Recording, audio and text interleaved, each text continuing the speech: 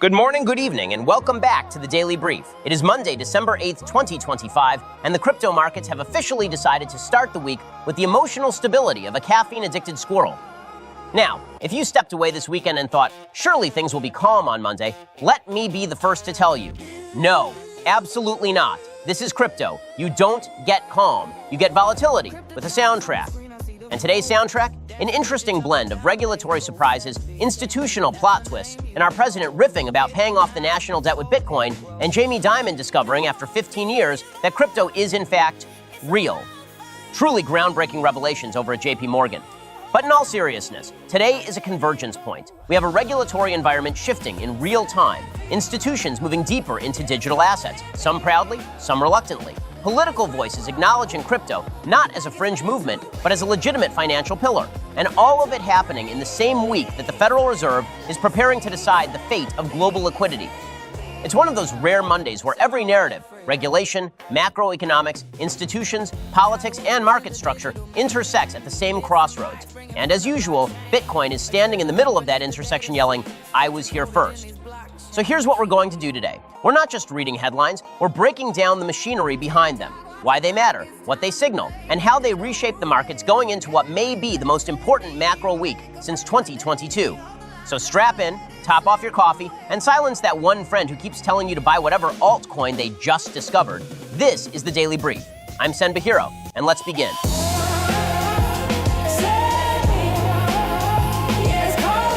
You're listening to the Sen B Daily Brief, powered by Whole Shot Coffee.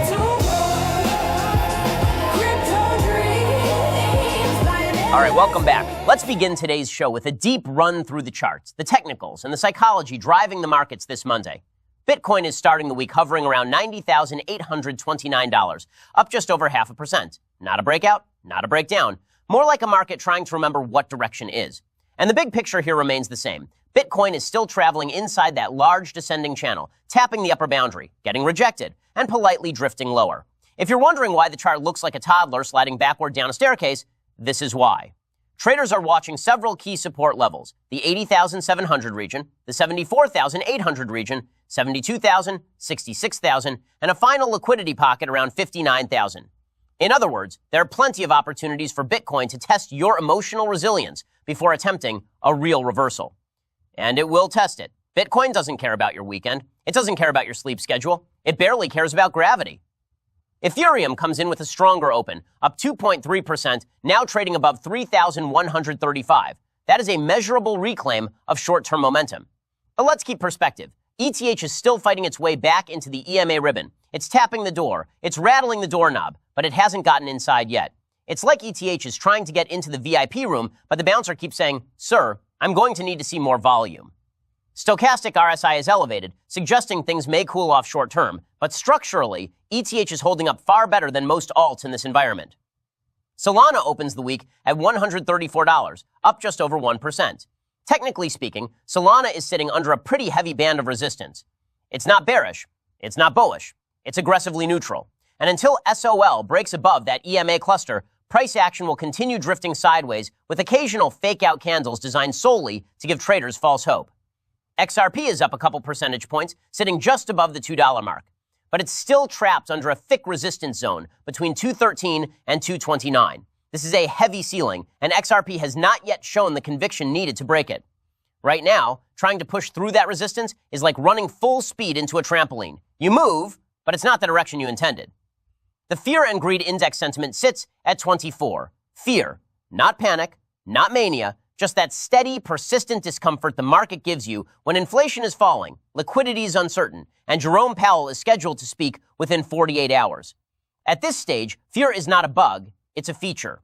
And finally, Bitcoin dominance remains elevated at 58.6%. When BTC's dominance holds this high, altcoins don't get to decide their fate. They simply follow Bitcoin around the house, waiting for a hint of direction. It's economic cosplay. Bitcoin is the parents, altcoins are the children. Nobody's allowed to go outside until the Fed speaks. So, what does all this mean for the week ahead? We're heading into one of the most important macro weeks of the year. Markets are bracing, traders are cautious, and everyone is waiting on a handful of events that could reshape the next quarter. And that is exactly what we're diving into next. All right, you're listening to the Sen B Daily Brief, where we decode the chaos so you don't have to. Coming up next, the major stories shaping global markets today, explained in depth. That's next. You're listening to the CNB Daily Brief, powered by Whole Shot Coffee.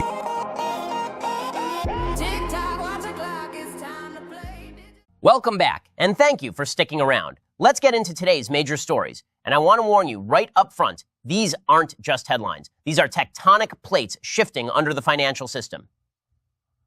We begin with the Commodity Futures Trading Commission, which has announced a new digital assets pilot program allowing Bitcoin and other major cryptocurrencies to be used as collateral in regulated derivatives markets.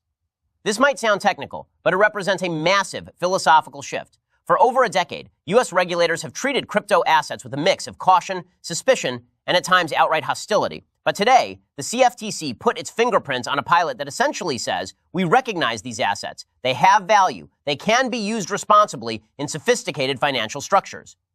And that is not just symbolic. That is practical. Collateral is the backbone of modern finance. It determines leverage, liquidity, and capital efficiency. Allowing Bitcoin to be collateral is the financial equivalent of letting it sit at the adult table.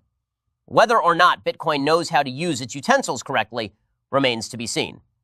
But the bigger picture is this. For institutions, this opens the door to a wave of new financial products, tokenized collateral, on-chain settlement rails, hybrid derivatives, risk management tools that were impossible last year. And when the regulatory environment evolves, the liquidity follows. This is not the final form. It's the opening chapter. Next up, Jamie Dimon, the man, the myth, the longtime Bitcoin antagonist. For years, he's called Bitcoin a fraud, a scam, a joke. He said he'd fire employees for touching it.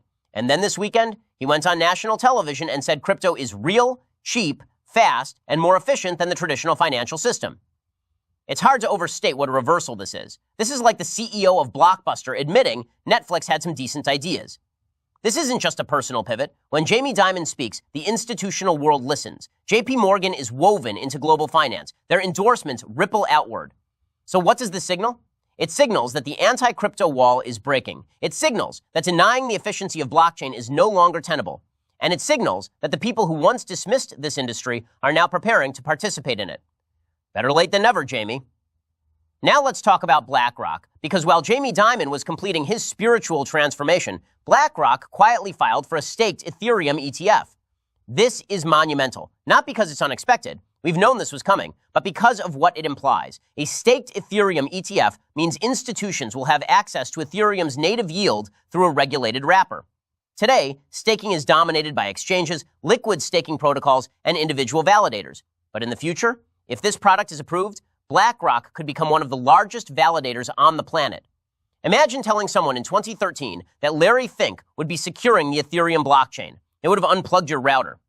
This is the institutionalization of Ethereum staking. It deepens liquidity, it increases competition, and it pushes ETH one step further down the road toward being a recognized yield-bearing digital commodity.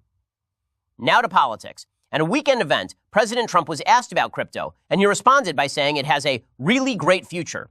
Then, in classic Trump fashion, he tossed out a riff about maybe paying off the $35 trillion of U.S. debt with crypto. And the crowd went wild, as if Bitcoin was going to walk into the Federal Reserve and ask where the cashier window is. Jokes aside, moments like this matter because political tone shapes public sentiment. We've reached a point where crypto is no longer framed as a fringe topic. It's a mainstream economic talking point. And whether or not you support the individual making the statement, the significance is this. Major political figures are openly associating crypto with national-scale economic discussions.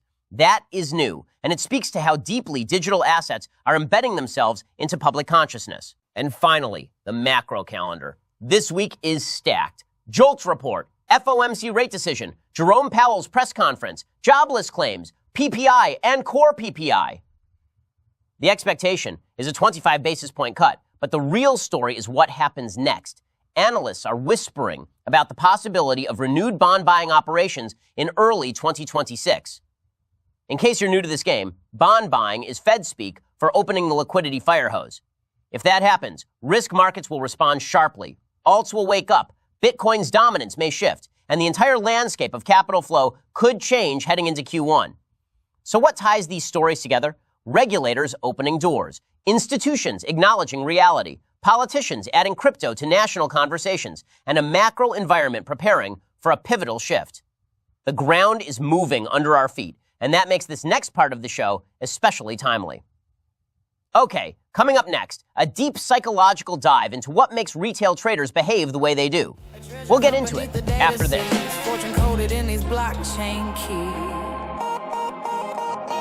You're listening to the CNB Daily Brief, powered by Whole Shot Coffee. Welcome back, and thanks for sticking around. For this next segment, we're shifting gears. We've talked about institutions, we've talked about regulators, but now we talk about you, the retail trader, the beating heart of market volatility, the hero and the victim of your own portfolio.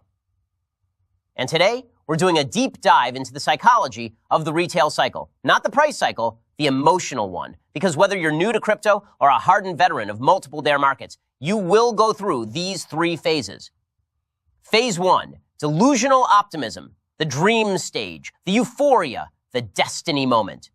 It always begins the same way. A chart starts to climb, momentum builds, Twitter is loud, influencers are louder, and retail looks at a green candle and says, "This is the cycle I quit my job."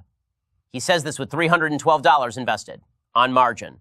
But there is something deeper happening here. Humans are narrative driven. When we see momentum, our brains extrapolate it. We imagine a future version of ourselves where everything worked out, and crypto accelerates that instinct because gains can happen fast. Delusional optimism is not a bug, it's the software. Phase 2, violent denial. The market turns, the mind rejects, the coping begins. Then, inevitably, something shifts. A correction, a headline, a wick sent directly from the underworld. And that same trader who is calculating future mansion floor plan says, "It's not down, it's consolidating." Consolidating. He says this while staring at a 48% drawdown. But denial is a powerful emotional defense mechanism. Humans don't respond to losses rationally. Behavioral economists call it loss aversion. Losses hurt twice as much as gains feel good. So what does the mind do? It reframes the situation. It looks for silver linings. It reads tweets from strangers saying, "This is healthy." Anything to avoid confronting the emotional impact of being wrong. Phase 3, enlightenment, acceptance, perspective, the universal realization. And eventually, the trader reaches the third stage, enlightenment. This is the moment when ego dissolves, clarity returns, and they speak the most ancient phrase in crypto. I should have just bought Bitcoin. This is the wisdom stage, the moment where long-term perspective replaces short-term thrill, where emotional trading gives way to measured conviction. But enlightenment doesn't mean they stop making mistakes. It means they start understanding their own psychology. And that awareness is what separates long-term participants from temporary tourists. Why this matters? Behavior shapes markets, not charts. These phases aren't just comedy, they're market structure. The reason why price reacts violently at certain levels isn't because of lines on a chart, it's because of the humans behind the trades. Euphoria fuels the top, denial prolongs the downtrend, and enlightenment fuels accumulation.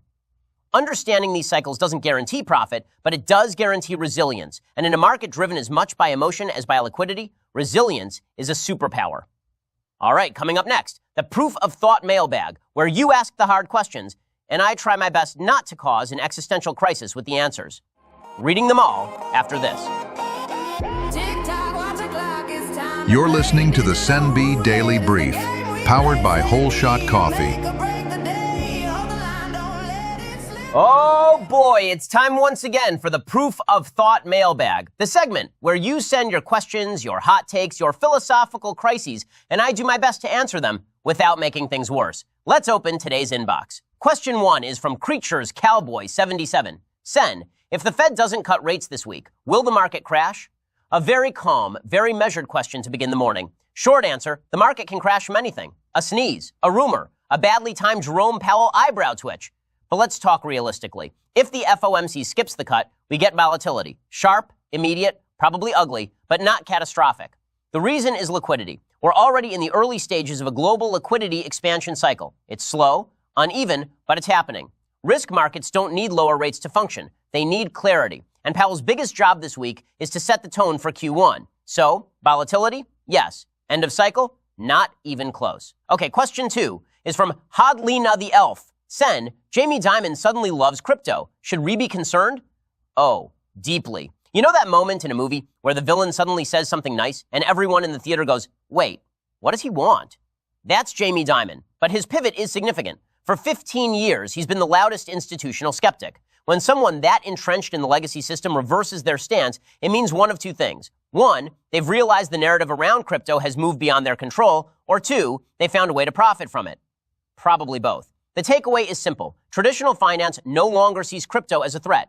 They see it as an asset class, and asset classes can be monetized. Next one is from Chart Goblin 44. Again, with the names. Sen, my altcoins are down 68%, but Bitcoin is only down 12%. Is this legal? I appreciate the phrasing here, because it implies someone should be arrested. Unfortunately, yes. It is legal, it is normal, and it is the natural consequence of buying assets whose primary utility is vibes. Here's the actual explanation. Altcoins amplify Bitcoin's moves. Always have, always will. They're high beta assets. When liquidity tightens, they bleed first. When liquidity returns, they move violently upward. Bitcoin is the tide. Altcoins are the boats. Some boats are not seaworthy. You didn't buy a coin, you bought an anxiety simulator. Question 4 is from Future Validator 2049. Where's Arnold? Okay, Sen, should we be worried about centralization now that BlackRock wants to stake Ethereum? A very good question, and the answer is nuanced. Centralization risk is real. If a single entity accumulates enough validator influence, it can shape network behavior, vote on upgrades, and impose economic pressure on the protocol. But here's the other side. Large institutional validators bring stability, liquidity, and legitimacy. They deepen the economic base of Ethereum.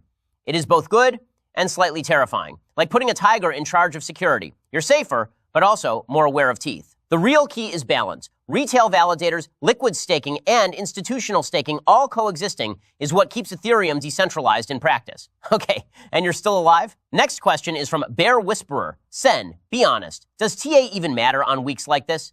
Oh, absolutely. Technical analysis matters a great deal, right up until Jerome Powell opens his mouth. On macro weeks, TA becomes a map, not a destiny. It shows you where liquidity sits, where market makers will defend positions, where traders panic. But macro events override microstructure. This is why professional traders use TA as a framework, not as prophecy. It shows probabilities, not certainties. And for what it's worth, 90% of TA memes online are drawn by people who have never once closed a profitable trade. So choose your profits carefully. Fantastic questions today. Sharp, insightful, and a few that definitely came from people staring at red candles for too long. All right, let's move from audience questions to something we've been waiting to talk about. The SenB token update. And yes, it was a very big weekend. That's coming up next. You're listening to the SenB Daily Brief, powered by Whole Shot Coffee.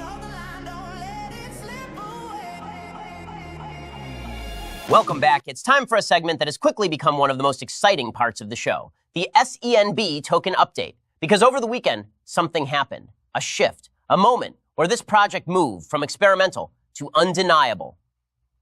And it wasn't just price action. It wasn't just new holders. It was the system coming alive. Let's begin with the data. SENB is trading at 0.0 to the fourth and 1096 cents, up over 8% on the day.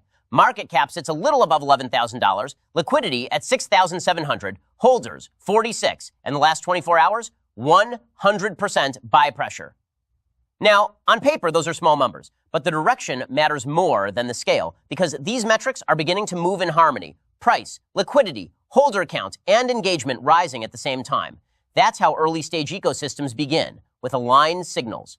Over the weekend, SENB Media released its most ambitious production yet, a 19-minute Friday show. New animation, new pacing, new energy, and for the first time, a new face. Enter Ember Vale. The moment she appeared on screen, fully animated, fully integrated into the SENB universe, the tone shifted. You could feel it. She wasn't just a guest. She was the beginning of something bigger. On Friday, some got a first look at Ember Vale performing Stacking Sats, written and produced by Paul Hahn, edited and distributed by SENB Media. The response was instant. You could see viewers recognizing what was happening. A character with a real voice, a real sound, a real creative arc, standing at the intersection of music, storytelling, and animated media. And then she revealed her upcoming album, Signal Through the Noise, a full collaboration with SENB Media, anchored by a title track that premiered immediately after the show. The comments, the watch time, the shares, everything spiked.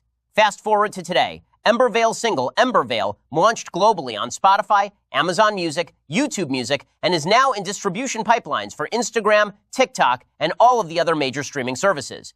This is no longer just YouTube momentum. This is cross-platform lift. And whenever a project crosses from one ecosystem into multiple, the visibility curve bends. YouTube analytics tell the story clearly. 19.7 thousand views in the last 28 days, 142 hours of watch time, 649 new subscribers, monthly audience over 6,000 people, 53,000 impressions, and rising. For a brand new channel, this is not normal. This is momentum. The spike in engagement matches the spike in sentiment, which matches the spike in the token's on-chain activity. That is the definition of narrative synchronization. The SENB token was never designed to be a standalone speculative instrument. It was designed to be part of an ecosystem, a culture engine, a media engine, a creative engine. And now we're seeing proof of concept. Media draws attention. Attention fuels community. Community fuels token utility. Token utility fuels expansion. This weekend was the first time those elements fired simultaneously. Is this the beginning of a runaway growth cycle? Too early to say, but the signals are there. Consistent viewership, cross-platform adoption, strong early token metrics, and an artist, Embervale, who connects emotionally with the audience. When media resonates, everything else accelerates. So consider this the first chapter in a much larger narrative, one where SENB media evolves into a creative powerhouse, and the token becomes the connective tissue tying it all together. All right, coming up next, our final wrap-up for the day and a look at what to expect tomorrow as the markets head toward the FOMC decision. Wrapping it up after this. You're listening to the CFTC Daily Brief, powered by Whole Shot Coffee. And that brings us to the end of today's edition of the CFTC Daily Brief. If you've made it this far, congratulations. You've survived one of the densest Mondays we've had in quite a while. Let's take a moment to step back and see the full picture. Today wasn't just another day in crypto. It was a convergence, a rare moment when regulatory signals, institutional positioning, political rhetoric, and market structure all aligned into a single narrative arc. The CFTC cracked open a door that's been shut for years. Jamie Dimon publicly acknowledged the technical superiority of the asset class he once mocked. BlackRock moved deeper into Ethereum's core economic engine.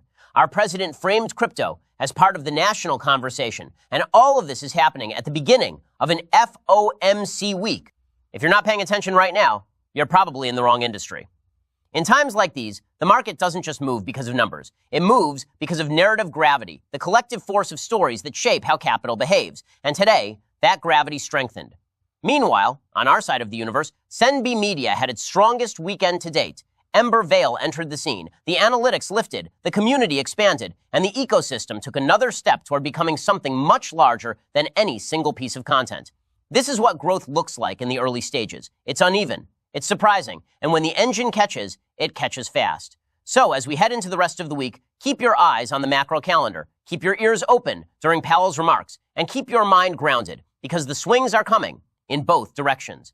And of course, keep tuning in. We'll be right here, breaking it all down, one story at a time. I'm CFTC Hero. Stay caffeinated, stay sharp, and I'll see you tomorrow. Unless Bitcoin makes a sudden decision, in which case I'll be back on the air in about 4 minutes. This has been the CFTC Daily Brief. Thanks for watching.